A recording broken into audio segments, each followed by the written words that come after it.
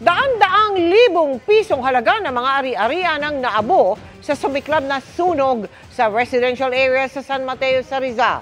Nakatutok si Dano Tingkungko.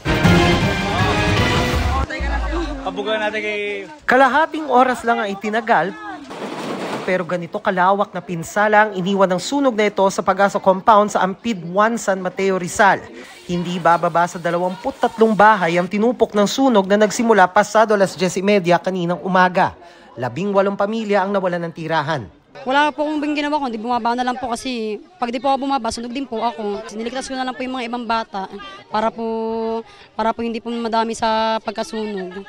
Ang ginang na ito na nakakonfine na sa ospital at ooperahan na sana kaninang hapon, kinailangan pang makiusap sa doktor na makauwi muna nang malamang sa lugar pala nila nangyayari ang sunog. Buti na lang at bintana lang nila ang nadali ng sunog. Katabi po nung natupok na yon, bahay ko na po.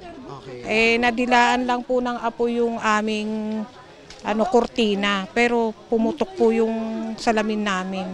Ayon sa San Mateo Fire Station, nahirapan sila sa pagapula sa apoy, hindi lang dahil sa hangin at alinsangan, kundi dahil din sa dikit-dikit na mga bahay at makikitid na daan na binarhan pa ng mga sasakyan.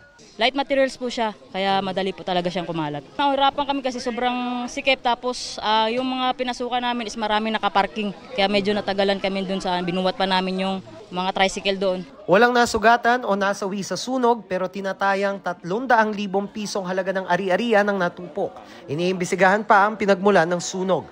Para sa GMA Integrated News, Dano Tingkungko, nakatutok 24 oras.